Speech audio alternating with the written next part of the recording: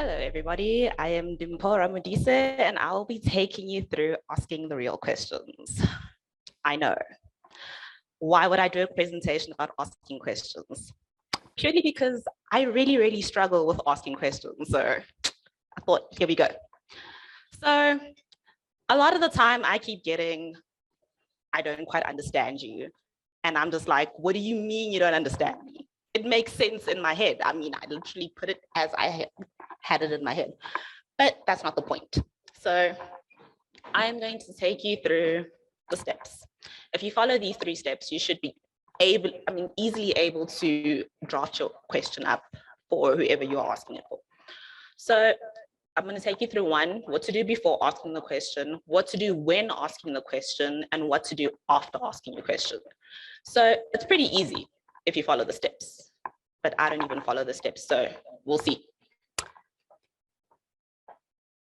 Right, so before asking, you do need to research. And I'm saying you need to research because you are going to get, have you Googled it before? Are you sure? So combat these by making sure that you have researched the topic.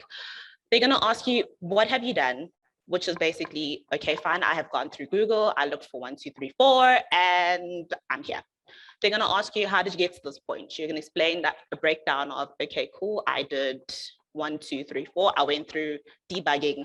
I queried the database. I made sure all the values are correct where they're supposed to be. I have adequate data, all those other great things.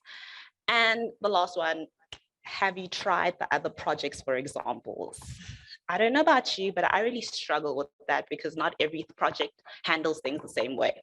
Yes, it may be good for reference, but it's not always, it doesn't give you what you want when you need it, basically.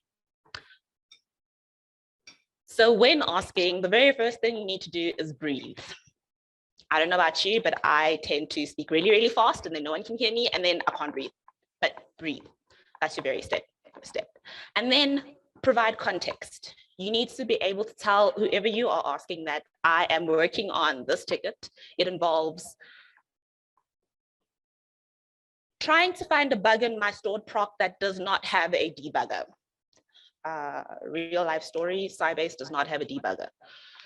You need to be able to summarize your question pretty quickly. So this would be in the beginning, before you actually go into your context. This is when you're telling, this is basically when you're breaking down, be like, okay, I'm here, I'm struggling with debugging this one part of this proc, and I don't understand how to get to this point, and I'm not even sure how to progress from the step forward. Pretty, I know it sounds like it's not important, but providing a brief summary is more for you and for the other person so that they can understand what exactly is going on in your head. They don't live inside your head, unfortunately. For third or fourth, right, provide examples. Do not go for screenshots immediately. Rather include a copy of the text that you're currently busy with. Try and maybe even have a call so you can work them through. This is what I am, and this is my example that I'm giving you, especially if you struggle to explain it. I struggle to explain, so I always not get on a phone call, and then somehow, some way, I always make sense. Not sure. And then always keep track of your progress.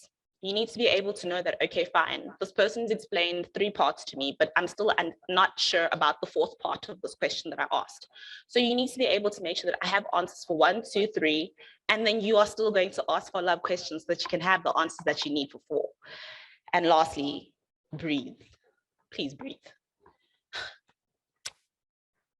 So another thing that you need to do when you are asking a question is that you do need to grammar check your question. Predictive text, yes, great, but Slack doesn't have that, and sometimes you don't really know that you have spelled right as 8 up until your boss comes back to you and you're like, what do you mean by 8? But not the point. You need, oh yeah, back to tracking your question. You do always need to track your question, especially if you're asking multiple people. You may be posing it to a group and you're going to get 57 different answers. You need to be able to track all those 57 different answers so that you can go through them and decide what best works for you and how you are eventually going to solve the problem. And always avoid doubtful language. Now, as a junior, you're always going to second guess yourself when you're asking your questions. You're going to go, I'm not quite sure, but, or I don't know if I'm making sense. I'm guilty of the last one. I won't even lie, especially when I know my question does not make sense. I always say, I don't know if I'm making sense. It's really terrible. You shouldn't. Confidence is your question. So avoid doubtful language. Now, the third step after asking is you need to understand the solution that was presented to you. If you don't understand the solution presented to you, then I'm pretty sure your question did not achieve what it is you were trying to get.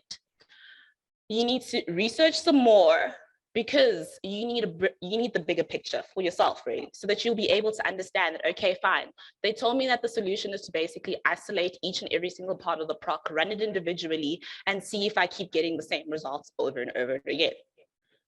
Now, this may seem easy, like when I'm explaining it, but then believe me, when you're on a time crunch and business needs their answer in like 5 minutes, you're gonna forget the step.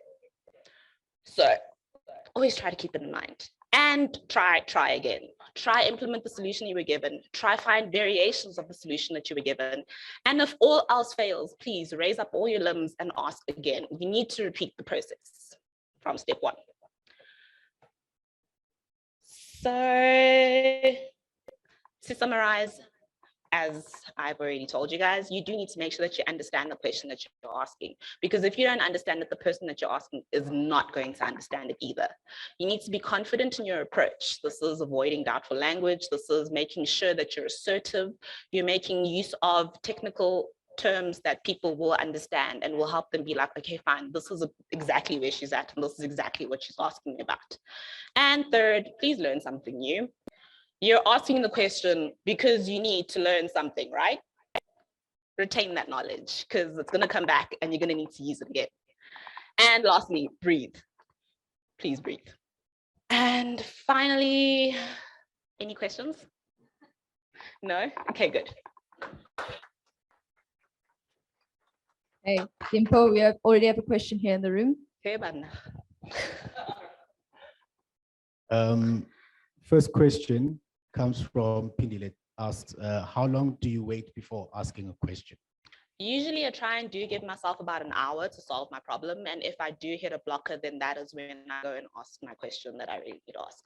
Or if I have absolutely no idea what I'm supposed to do, it's the very first thing I do.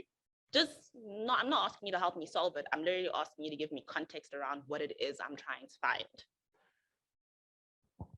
Question from me is, as a senior, hypothetically, don't intimidate your junior. Yes, that's my question. How do you go about making sure that you don't intimidate your junior when they ask you questions and the questions don't make sense? For me, I get really intimidated when people start with really, really deep technical speak. Now, I have about this much technical knowledge, and what you're explaining to me is like this much technical knowledge. I need you to bring it into English I do understand. And once you do that, then it's easy for me to grasp the concept, and it's easier for me to ask follow-up questions, and then it will be easier for me to actually find the solution.